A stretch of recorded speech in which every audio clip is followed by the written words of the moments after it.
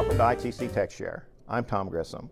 Today I would like to do a demonstration of how to connect a MacBook laptop to the projector at the front of the room and also an iPad so that the screen can be displayed at the front of the room on the large screen. So as mentioned in episode 49, all of our technology enhanced classrooms have a VGA cable that goes back to the projector that's mounted in the ceiling, and that's what you see displayed at the front of the room. In this case, the blue screen is our desktop computer inside of this podium. So to begin with, I need to, in this case, get the proper adapter because this MacBook does not have a standard VGA port. So I'm going to have to use the mini display port, and this is a special adapter that you can purchase, and it goes from mini display port to a VGA. All right, so I just simply find the correct port here, plug this in, and then on my VGA, once again, it's trapezoid in shape, so you can only plug this in one way correctly. If you plug it in upside down, you'll damage it, so be careful. Plug this in correctly. And then if you would also like to have sound, remember we have a sound jack, so I could plug this into my headphone jack on this MacBook. Now I've got all the adapter and the cables plugged in properly. So what I need to do now is to switch, using my Extron video switch, to switch over to switch number 2, which is for my laptop connection. And it'll take just a second for it to sync up here. And if everything goes okay, in 2 or 3 seconds, you'll see the laptop screen. So here you see the Mac laptop being displayed at the front of the room. Okay, so I'm finished displaying this. If I want to, I can just very quickly jump over here and go back to switch number 1, and you'll see the desktop unit.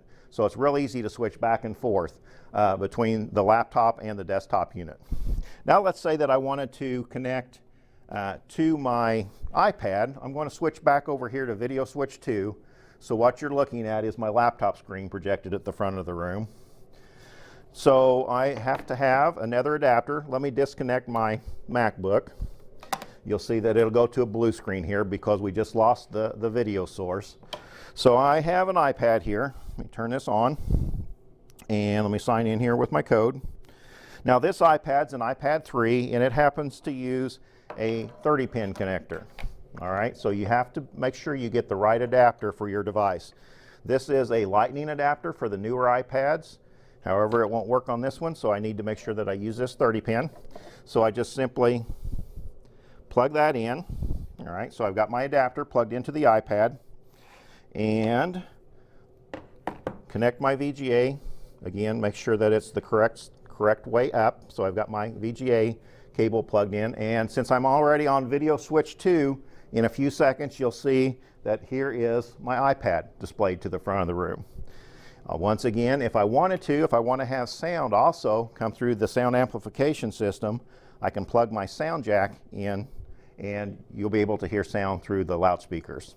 And it's controlled by the volume inside the sound amplifier volume inside of the podium as well.